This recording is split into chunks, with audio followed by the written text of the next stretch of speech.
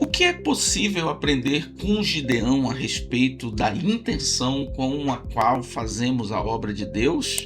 Você já parou para pensar em qual intenção está no seu coração em realizar a obra de Deus? Pregar, cantar, ajudar o seu pastor, dar aula na escola dominical? Essas e outras perguntas terão respostas nessa que é a nossa lição de número 7.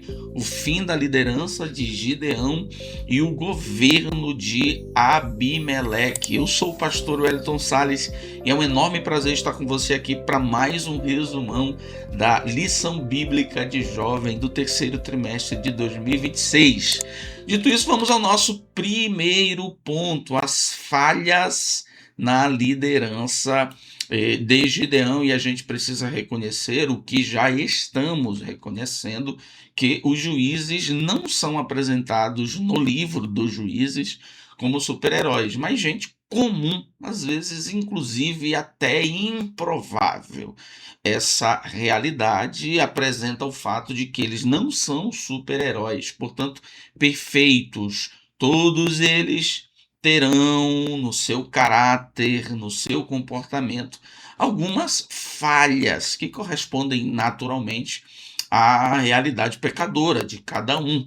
Gideão não é diferente, por isso, nessa lição nós falaremos sobre as falhas na liderança de Gideão, e o primeiro subponto é o seguinte: divergências internas e vingança.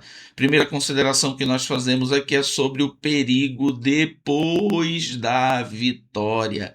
O texto da lição diz o seguinte: após a vitória na batalha e o início da perseguição dos reis midianitas Zeba e Salmuna, começaram a surgir tensões internas em Israel. Considere na sua turma, professor, a seguinte informação: por muitas vezes, o perigo não está nem antes da luta, nem durante a luta. O grande perigo, o que pode dar fim naquilo que Deus tem para as nossas vidas, é o momento pós-luta, pós-guerra, pós-vitória. Esse momento é sempre muito perigoso, muito delicado e cobra, sobretudo, vigilância. Nós temos vários exemplos de personagens bíblicos que não souberam lidar com esse momento pós-guerra, pós-vitória. E um dos exemplos é Gideão. Nós vamos conhecer um Gideão pós-vitória que não enfrenta perigo, ele mesmo é o próprio perigo. Então chame a atenção para essa realidade, mas o que nos interessa aqui é considerarmos as bases dessa tensão, dessa divergência que pôs em risco, que fez com que o final da liderança de Gideão não fosse bem sucedido. A primeira base de tensão foi a acusação de desprezo que Efraim fez, que o povo de Efraim, que a aldeia de Efraim fez. Em outras palavras, Efraim não apareceu na lista de gratidão. Gideão teve de enfrentar a queixa da tribo de Efraim, que se sentiu preterida. Efraim é aquele crente que, quando termina o congresso e o pastor faz menção dos nomes em gratidão e o nome dele não aparece, ele fica ressentido. Ele diz: olha o besta que eu sou. Trabalhei, me esforcei, nem meu nome citaram o nome de não sei quem, citaram o nome de fulano de tal, citaram o nome de fulano de tal, mas eu não citaram meu nome, eu não vou fazer mais nada. Mas se você perguntasse para ele quando ele estava fazendo alguma coisa, ele ia dizer que estava fazendo para a glória de Deus. Mas se não citar o nome dele, se não citar o nome da estrela de Davi, ele fica chateadinho, ele fica zangadinho, porque ele não fazia nada para a glória de Deus, ele fazia para se aparecer. Efraim Tem essa reclamação, tem essa inquietação depois da vitória de Gideão. Eles não gostaram que Gideão não chamou eles, foram para o culto, não me chamaram, fizeram uma caravana, não me chamaram, fizeram um movimento evangelístico, não me chamaram, levaram outro cantor e não me levaram, levaram outro pregador e não me levaram, venceram sem mim, e isso não pode, porque eu sou uma pessoa muito importante e tal e tal. É a síndrome de Efraim, é a síndrome de gente que tem que ter sobre elas holofote. Se não citar o nome dela, ela desvia. Essa é a primeira razão da tensão. A segunda razão de tensão é a ausência de apoio. E aqui a gente tem diante de nós o povo que mora em Sucote e Penuel, a falta de apoio e de gratidão pelos homens de Sucote e de Penuel. Quando Gideão ia passando com os 300 com fome e com sede, Gideão pediu pão e água para os homens de Sucote e Penuel. Sabe o que esses indivíduos fizeram com Gideão? Disse: olha, tu ainda está indo para a batalha, não sabe nem se vai ganhar, não vou te dar pão e nem água, que tu não tem certeza nenhuma de que vai ganhar. Gideão disse: tá bom, eu vou, mas quando eu voltar, vocês me pagam. E Gideão voltou e cumpriu a sua palavra de vingança. Pós-vitória, nós temos uma tensão por conta de gente que não se sentiu bem porque não foi chamada para a guerra. Temos Gideão agindo com vingança contra pessoas que não lhe deram a devida atenção. E aqui nós temos, né, a vingança propriamente dita. Puniu os líderes de Sucote, matando 77 de seus homens só porque não deram pão e água. E derrubou a torre de proteção de Penuel em ação de vingança. O que é que nós podemos aprender disso tudo? Duas lições importantes. A batalha mais difícil é a interna. E a segunda lição é: algumas crises podem começar depois de grandes conquistas. Enfatize isso de maneira muito clara em sala de aula, professor. Existem perigos mais terríveis que são de origem interna. Nós, por muitas vezes, vencemos grandes batalhas externamente, mas perdemos batalhas internas. Gideão venceu os inimigos externos, mas começou a perder uma batalha dentro de casa. E chamar a atenção para esse momento pós-vitória. O momento pós-vitória é muito delicado, muito perigoso e requer vigilância, o que Gideão não atentou, que Gideão não considerou.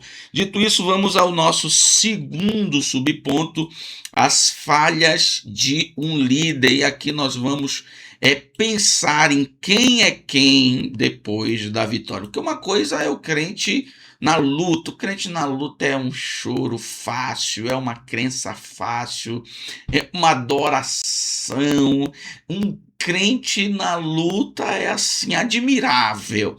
Mas a gente vai saber quem é quem não lá na luta, mas depois. E às vezes algumas pessoas que são crentes profundamente, que voam as lapas na prova, depois que a prova passa, você não encontra ele mais em culto nenhum. Ele só vai aparecer na igreja depois que ele estiver no meio de outra guerra. É crente de guerra, mas quando a vitória vem, ele nem crente consegue ser. Então, essa lição diz o seguinte: apesar de ser um grande libertador, Gideão cometeu falhas nos últimos anos da sua liderança, e aqui a gente pode até traçar uma linha de comparação, né?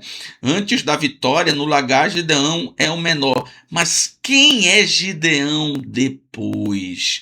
Antes da batalha, Gideão é alguém que diz: olha, minha casa é a menor, minha família é a menor, eu sou o menor. Mas depois da batalha, Gideão não é esse menor.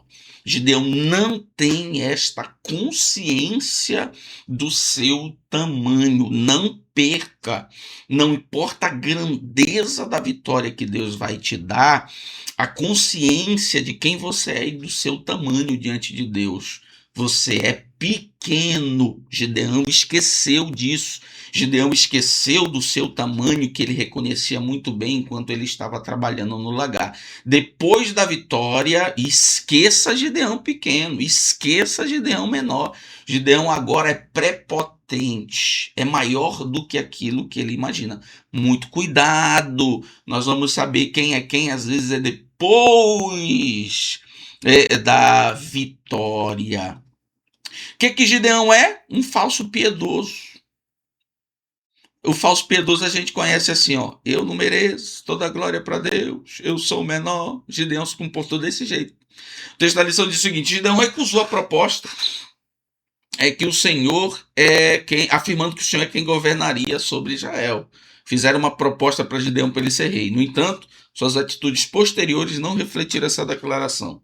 Solicitou parte dos despojos de guerra como recompensa, que tornou extremamente rico, e mandou confeccionar um éfode, que é uma capa de sacerdote, e colocou em sua cidade Ofra. Gideão nos ensina o seguinte aqui, ó: é possível falar toda glória seja para Deus, e não se esqueçam de mim, viu? Não esqueçam de citar o meu nome. É possível, querido professor, querida professora, é possível que alguém diga toda glória, toda glória, toda glória seja para Deus, eu não sou nada, mas se não citarem o nome dele, mas se não falarem, se não pegarem um troféu e colocar na mão dele, se não pegarem uma coroa de glória e colocar na cabeça dele, toda glória não é para Deus, ele vai ficar chateado. Esse é o falso piedoso, é aquele que diz assim: eu não sou nada, eu não sou não, mas mentira, ele é maior do que ele imagina. Toda glória para Deus, sei nem porque Deus me escolheu, que eu sou assim como um pelicano. Não é mentira, é falsa piedade. É a síndrome de Gideão. Disseram para Gideão assim: eu quero que você seja rei sobre nós. Gideão disse: longe de mim. Quem sou eu para ser rei sobre vocês? Só história. Gideão, com os seus comportamentos, comprovou que aquilo que parecia piedade, de piedade não tinha absolutamente nada. Então, quem é Gideão depois da vitória? Gideão é um falso piedoso que se deixou levar pela sede de poder e dinheiro e tantas outras coisas. Vamos agora ao nosso terceiro ponto: os perigos da liderança. Gideão, com os problemas que enfrentou no final da sua liderança, é um exemplo que nos alerta para exatamente isto, os perigos da liderança. E aqui nós vamos considerar os principais perigos da liderança. O texto da lição diz o seguinte: Gideão foi usado por Deus de maneira poderosa, mas suas escolhas finais, o importante é começar bem e terminar bem. Suas escolhas finais revelam os perigos do orgulho, da centralização de poder e da negligência espiritual. Chame atenção para isso. O texto da nossa lição dá ênfase às decisões finais de Gideão, que maculam toda a sua história. É importante começar bem. A história do chamado, da vocação de Gideão é incrível, é extraordinária. Gideão começa bem. Gideão é um exemplo de alguém que obedece à voz de Deus e começa bem. Mas, para além de começar bem, terminar bem também é profundamente necessário. Infelizmente, Gideão começa bem, mas não termina bem porque sucumbe diante dos perigos da liderança. Qual é o perigo? O perigo do orgulho.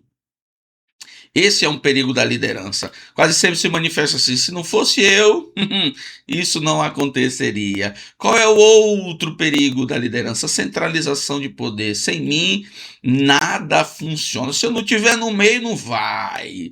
Outro perigo da liderança é a negligência espiritual, que se manifesta com a falsa sensação de que, se as coisas estão bem, está tudo bem. Gideão sucumbe para o perigo do orgulho, Gideão sucumbe para o perigo da centralização de poder e que fica manifestado na ousada tentativa de trazer para si o lugar de adoração com o éfode, ser representado pessoalmente por isso, uma prepotência desmedida e a negligência.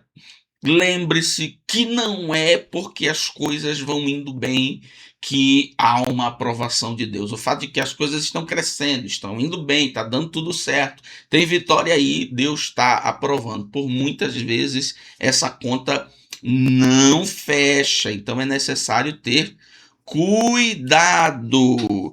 Nós vamos agora ao nosso segundo ponto, Abimeleque, um líder sem chamado divino, primeiro subponto, um homem ambicioso. E aqui nós temos o que eu posso chamar facilmente de uma trágica novidade. Eu lhe explico melhor. O texto da lição diz o seguinte: com a morte de Gideão, seu filho Abimeleque tenta assumir o poder pela força. Até aqui nós temos visto, sim, líderes com algumas falhas, até algumas falhas muito perigosas no caráter. Gideão é um exemplo disso, mas líderes, dentre eles inclusive algumas mulheres levantadas por Deus. Alguns deles resistiram, como Gideão, Baraque, à ideia de assumirem o lugar. Mas aqui nós temos uma novidade trágica. Nós temos Abimeleque, que assume a liderança, mas não foi porque foi chamado por Deus. Assume a liderança na força do braço, na força da ambição. E isso é uma realidade. Tem gente que entende que é digno de assumir a posição porque ele acha que ele tem talento e talento basta. Talento não basta. Tem gente que acha digno de assumir a posição porque ele acha que ele é preparado, e o preparo apenas não basta. Tem gente que acha que é digno de assumir a função porque na mente dele, se ele estivesse lá, ele fazia muito melhor. Mas essa consciência não basta. É necessário ter chamado de Deus. A unção de Abimeleque, no pior sentido da palavra, entre aspas, não basta. Abimeleque traz no livro dos Juízes uma triste, uma trágica novidade: alguém que assume a liderança e não é chamado por Deus. Nós temos, portanto, um contraste com as lideranças que Deus levantou, e aqui as motivações de Abimeleque é ambição e sede do poder, o que não combina em nada com as motivações com as quais Deus levantou outras lideranças. E aqui nós vamos para o nosso segundo subponto, que trata do perfil de Abimeleque, um homem manipulador. E aqui eu posso muito bem falar, e aí eu convido o professor, a professora, para considerar estas informações a respeito do populismo de Abimeleque. Como é que Abimeleque, não sendo vocacionado por Deus, não sendo a escolha de Deus para a sucessão de Gideão, consegue assumir essa posição? Ele consegue assumir essa posição como alguns políticos conseguem ainda hoje, com aquilo que nós chamamos no âmbito político de populismo. É dar o que o povo quer, falar o que o povo quer, agradar o povo para depois levar o povo para uma grande armadilha. Na proximidade das eleições, nós somos apresentados essa tática que nós chamamos de populismo, ou seja, é mentir para o povo, é dar para o povo o que o povo quer, fazer o povo se sentir bem, mesmo que isso seja uma grande responsabilidade administrativa, para que esse povo reconheça que se essa pessoa não foi eleita presidente, se a pessoa não assumir o trono, vai dar tudo errado. Abimeleque, ele usa da tática do populismo. Onde é que nós vemos a tática do populismo de Abimeleque? No discurso conveniente. Abimeleque convence familiares de sua mãe que seria melhor ter uma liderança centralizada nele do que vários líderes diferentes. Aqui é discurso de ditador que até hoje funciona. Mais ou menos assim: se eu perder o poder, não sei o que vai acontecer, então é melhor eu, que você já conhece, do que os outros. Todas as ditaduras, elas se apresentam, inclusive, com esse discurso, né? Está tudo bem aqui, eu fui um grande presidente, então para que tentar fazer eleições? Então vamos continuar com o que está dando certo. Se não me falha a memória, é um exemplo recente de Nicarágua, que é considerada hoje uma ditadura. O presidente disse, ó, daqui para frente não vai ter mais eleição, tá dando certo aqui e a gente não vai arriscar com outros. Parece uma atitude bem-vinda, mas na verdade é uma ditadura. Depois nós somos apresentados à tática do populismo de Abimeleque, o apoio financeiro da falsa religião. Em seguida, obtém recursos para financiar sua campanha de dominação, arrecadando 70 peças de prata de um templo pagão dedicado a Baal Berite. E aqui nós chamamos a atenção para essa tática populista, né? Lideranças políticas que usam a fé e o discurso da religião como poder. Nunca entrou numa igreja, mas na época das eleições ele está lá, ele aprende um hino, ele dá uma palavra. Mas pior do que isso, na verdade, é o uso do discurso para se apresentar como um salvador vindo de Deus, né? Eu sou o presidente que Deus chamou, eu sou a liderança que Deus chamou, numa tentativa de construir a narrativa de que se as pessoas não votarem nele, estão voltando no diabo, se as pessoas não votarem nele, estão cometendo uma desobediência, se ele não foi eleito, Deus vai castigar. E isso é uma irresponsabilidade, isso é, na verdade, um discurso que traduz o populismo usando a religião para amedrontar as pessoas e obrigar elas a votarem e a escolherem uma liderança. Abimeleque, há muito tempo fez isso para que chegasse ao poder e, por fim, o recrutamento dos desordeiros, né? É você ter um monte de gente ao seu redor, que a gente chamaria hoje de baba-ovo, né? Baba-ovo de prefeito, babão de prefeita, babão de presidente, babão de deputado. Tem que ter aquele povo, né? E o presidente, o deputado conta uma piada sem graça, ninguém acha graça, mas ele tem que achar graça para ter uma base. E esse povo tem que ser disposto a tudo para manter a base. E nós somos apresentados aqui a essa tática utilizada por Abimeleque. Depois reúne um grupo de homens ociosos, ou seja, que não tem nada o que fazer, levianos para cumprir suas ordens, pessoas sem escrúpulos, interessadas em lucrar com a situação. Perceba que as ferramentas utilizadas por Abimeleque não tem nada a ver com Deus.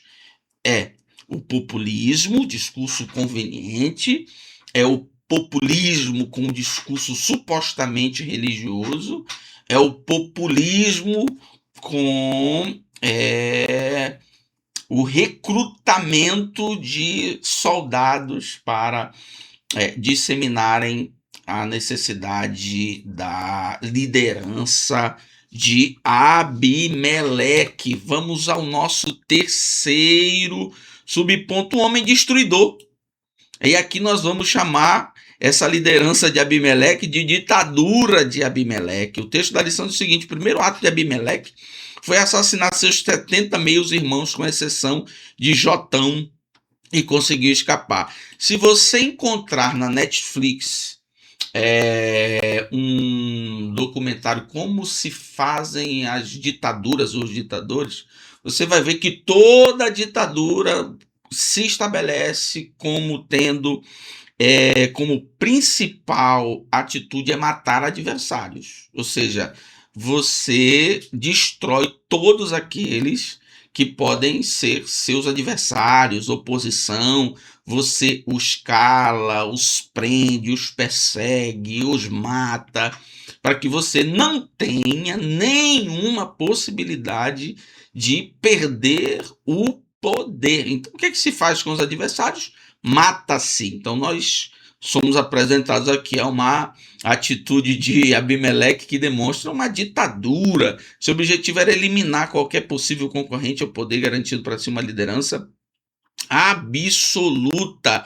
Abimeleque faz isso porque ele é tomado pelo que eu chamo de senso de competição, ou seja, todo mundo que está em torno é adversário. Para pessoas assim, o outro sempre será visto como uma ameaça, um concorrente, ocupar espaço. Eu tenho dito e digo para você hoje aqui, sai dessa vibe adoecedora de que todo mundo é seu adversário.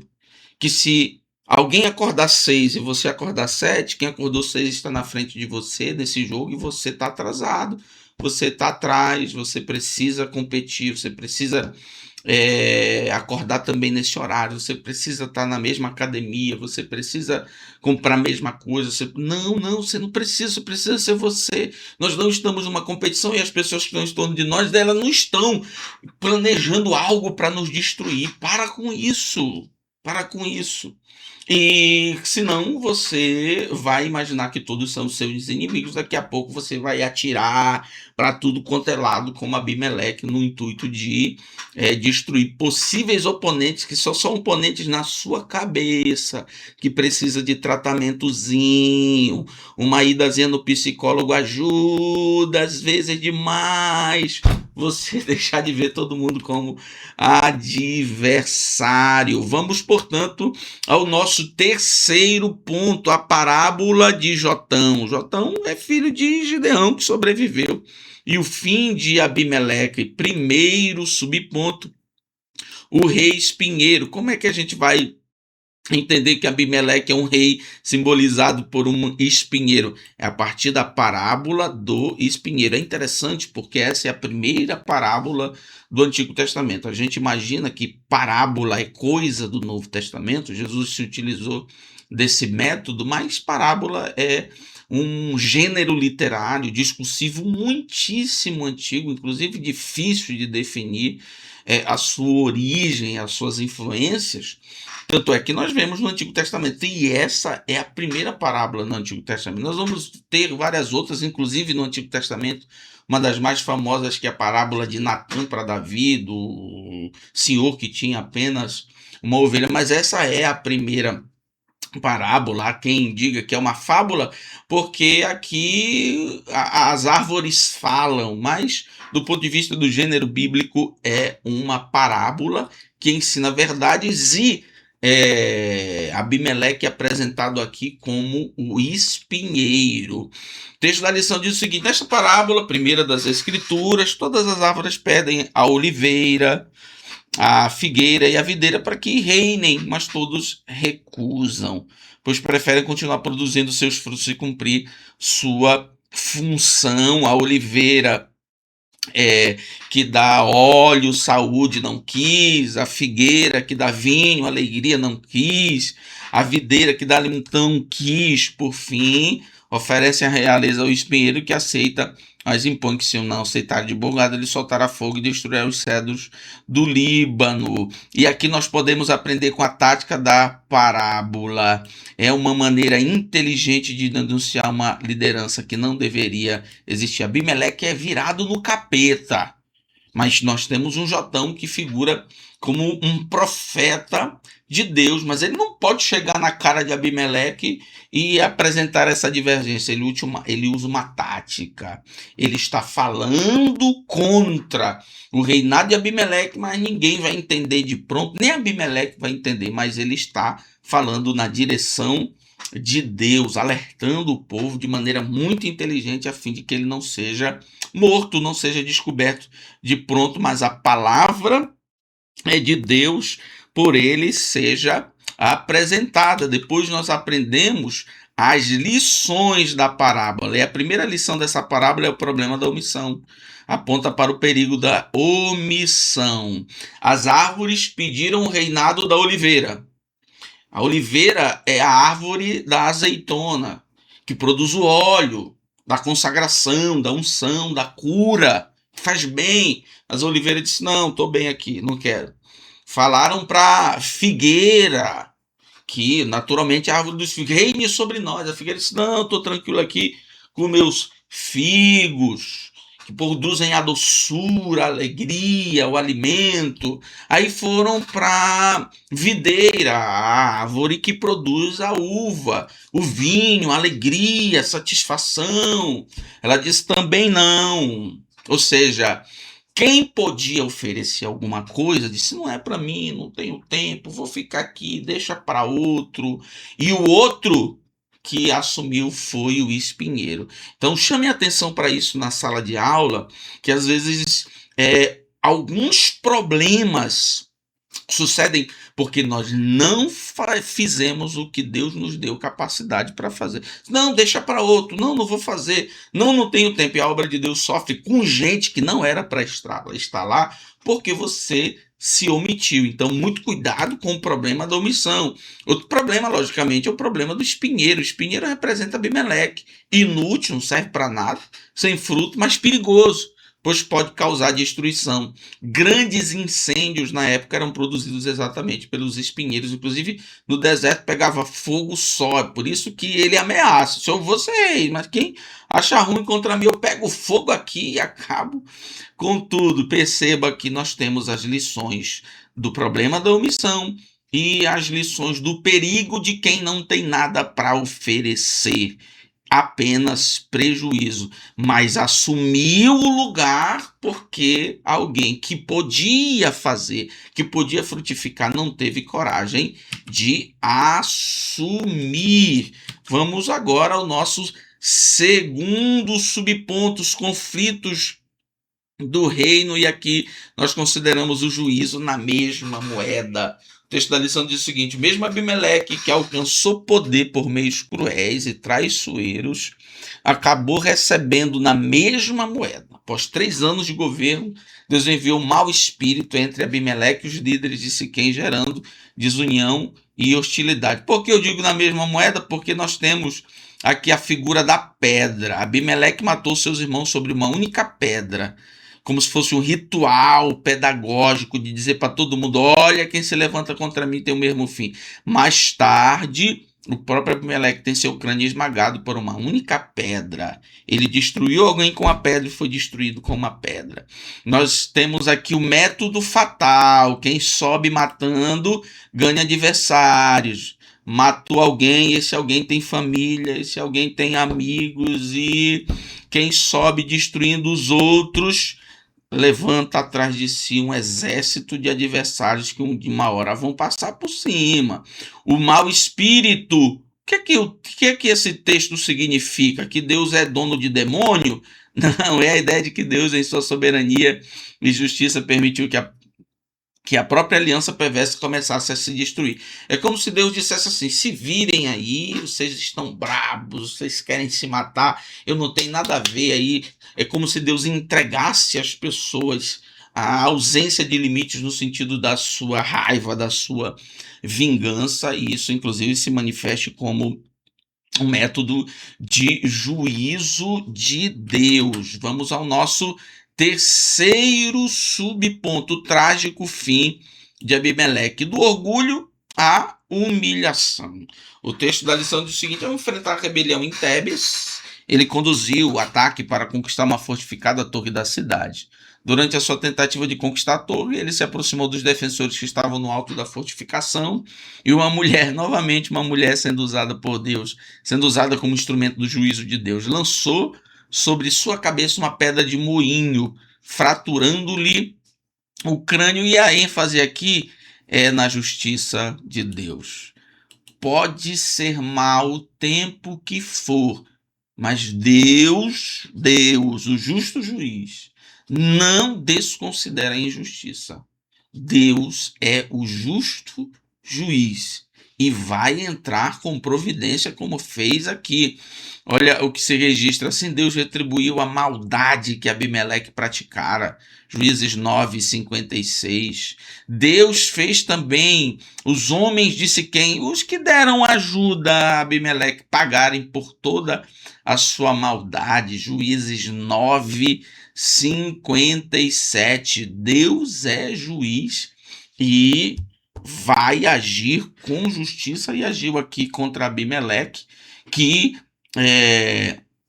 teve uma trajetória marcada pelo orgulho que lhe faz forçar a barra e assumir uma liderança que não era da vontade de Deus, na força do braço, a humilhação, assim como Císera foi morto por uma mulher que lhe enfiou uma estaca no crânio.